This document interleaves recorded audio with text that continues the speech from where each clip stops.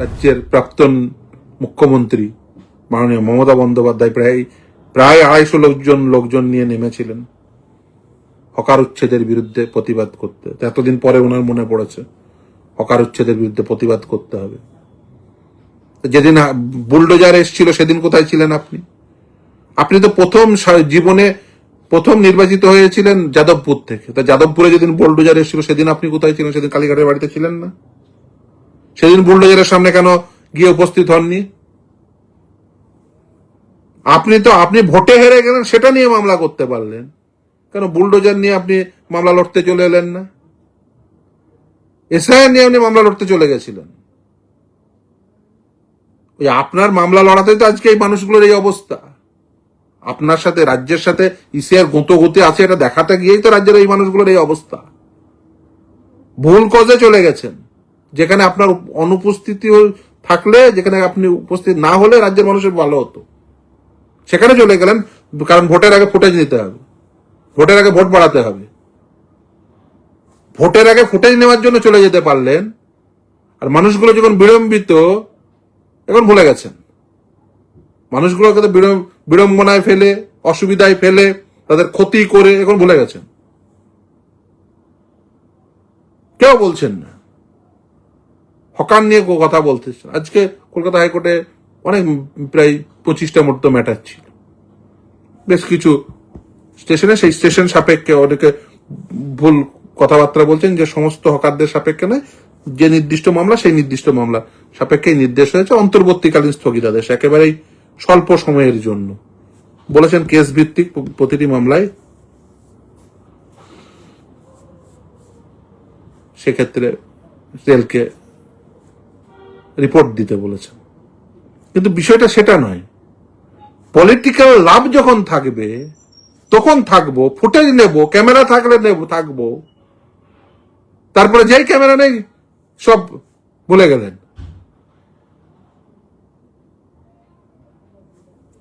Political লাভ নেই, মামলার কথা ভুলে গেছেন। মমতা বন্দ্যোপাধ্যায় আর এসআইআর নিয়ে একটি কথা বলবেন না, দেখবেন বলেছেন। মমতা বন্দ্যোপাধ্যায় এখন দেখছেন এই হকার লোকে খাচ্ছে, অন্য কিছু বলে বাড়ি থেকে বেরোতে গেলে ডিম খাবেন। যদি ডিম মারাটা অন্যায়, ডিম, টমেটো, গোবর যা কিছু করছেন এটা অন্যায়। ডেমোক্রেসিতে মবক্রেসির কোনো জায়গা নেই।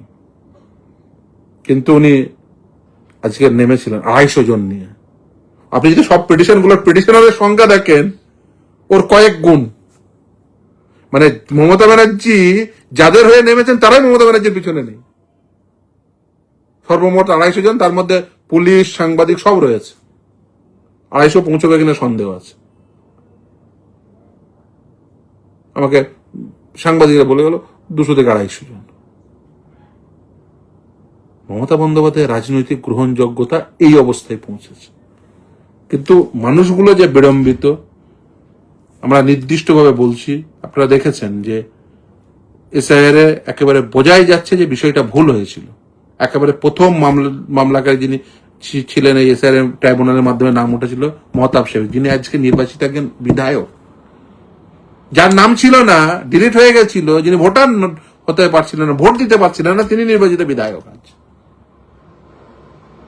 আর আপনি যদি দেখেন ওভারঅল বেশিরভাগ জনেরই নাম কনসিডার হলে উঠে যাচ্ছে, মানে অ্যাপিল গুলো ধরলেই বেশিরভাগ জনের নাম উঠে যাচ্ছে, পার্সেন্টেজটা হায়ার।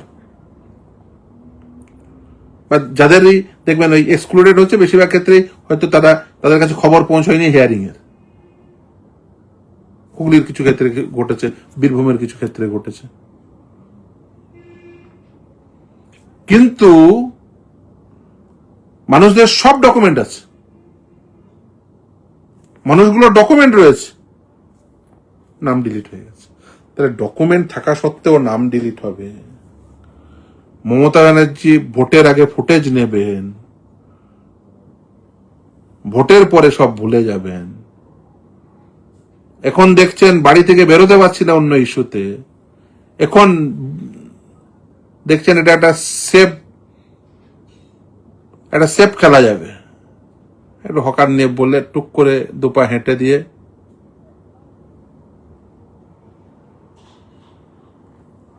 বাড়িতে ঢুকে যাব। মানুষ আপনাকে বাড়িতে ঢুকিয়ে দিয়েছে, আর মানুষ আপনাকে চাইছেন না যে আপনি মানুষকে আর ফার্দার ধোকা দিন। মানুষ আপনাকে বিশ্বাস করে ক্ষমতা দিয়েছিল, তারপরে মানুষ বুঝতে পেরেছেন সেই ক্ষমতার নিয়ে আপনি কি কি করেছেন। আপনি যেদিন ক্ষমতায় ছিলেন সেদিন এই হকারদের নিয়ে কি ভেবেছিলেন বলুন তো? 2014 সালে আপনি ক্ষমতায় আসার পরে 2014 সালে স্ট্রিট ভেন্ডার অ্যাক্ট এসছে আপনি ক্ষমতায় আসার পরে। সেখানে স্ট্রিট ভেন্ডার কমিটির কথা বলা আছে, ভেন্ডিং কমিটির কথা বলা আছে। আপনি আজ পর্যন্ত বলুন কতগুলো শহরে স্ট্রিট ভেন্ডিং কমিটি তৈরি করে তাদের অ্যাক্টিভিটি দেখাতে পারবেন? মমতা বন্দ্যোপাধ্যায়ের আমলে কতগুলো শহরে তৈরি হয়েছে? তাদের এনলিস্টেড ভেন্ডার কারা, তারা কোথায় অবস্থান করছে, কতটা জায়গা তারা অকুপাই করে আছে, তার কোনো লিস্ট আছে? তারা তো প্রোটেক্টেড থাকতে পারতেন। আপনি মাননীয়া আইন থাকা সত্ত্বেও, সেন্ট্রাল লেজিসলেশন থাকা সত্ত্বেও সেখানে তার সুবিধা নিয়ে এই মানুষগুলোকে প্রোটেকশন দিতে পারতেন, করেননি।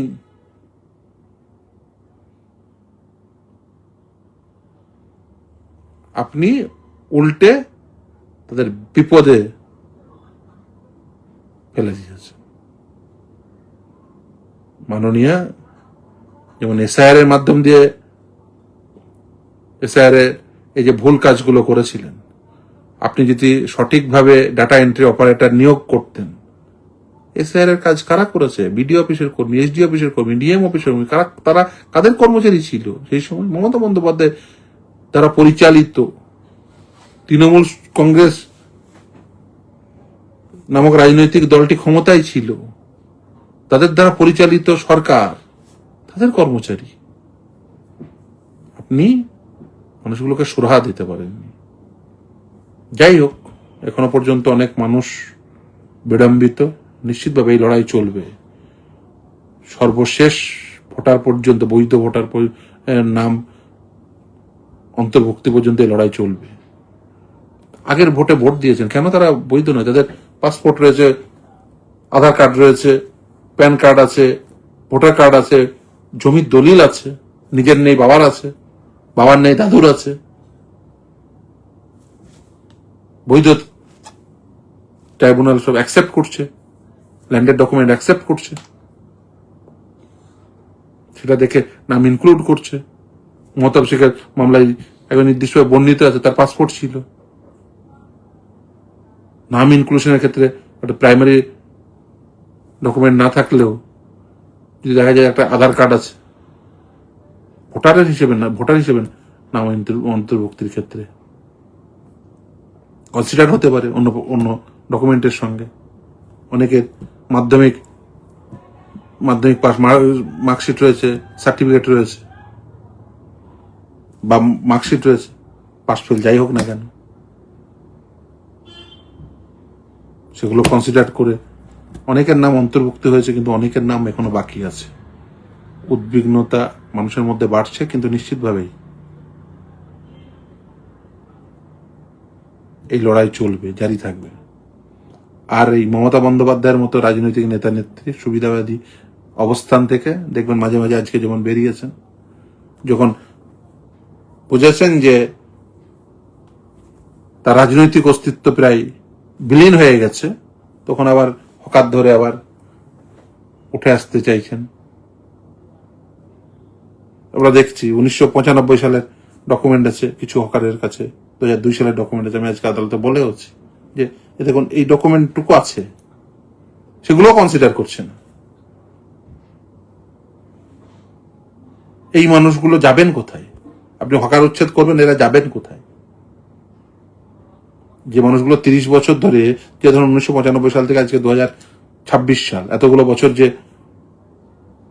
হকার হিসেবে তার জীবিকা নির্বাহ করলো, সে আর তো অন্য 5টা কাজ জানেন না, প্রথম কথা। দ্বিতীয় কথা হচ্ছে, দেখুন এই হকার, স্ট্রিট ভেন্ডার, যে নামেই আপনি ডাকুন না কেন, বিভিন্ন জায়গায় যারা অবস্থান করছে, সে রেল স্টেশনেই বলুন বা ফুটপাতেই বলুন, তাদের জন্য কলকাতা শহরে আজকেও কিন্তু স্বল্প মূল্যে খাবার পাওয়া যায়, স্বল্প মূল্যে জিনিসপত্র পাওয়া যায়।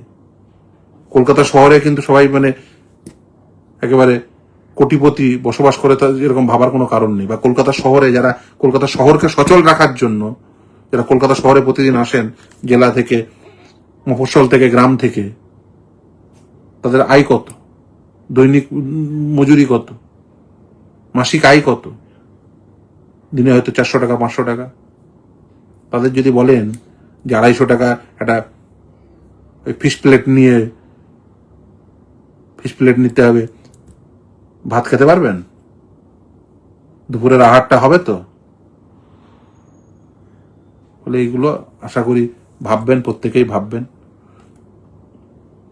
এবং সেটা ভেবেই হকার উচ্ছেদ থেকে শুরু করে অন্য কথা ভাববেন। তাদের আমি প্রত্যেককে অনুরোধ করব, এই মানুষগুলোকে পুনর্বাসন দিন, মানবিকভাবে এই মানুষগুলোকে পুনর্বাসন দিয়ে তারপরে হকার উচ্ছেদ করুন। আর এই 2-4 জন ড্রামা করতে নেমেছে, আজকে নেমেছিলেন একজন মমতা বন্দ্যোপাধ্যায়, বুলডোজার থাকলে নামবেন না। উনি একটু হেঁটে দিলেন 150-200 জনকে নিয়ে, দিয়ে বলবেন আমি হকার নিয়ে বলেছি, এবার আমাকে ভোট দাও। সামনে হয়তো কলকাতার মিউনিসিপাল কর্পোরেশনের ভোট আসবে, উনি এবার ভোট চাইতে বেরোবেন। আর ভোট দিয়েই বা কি করবেন ওকে?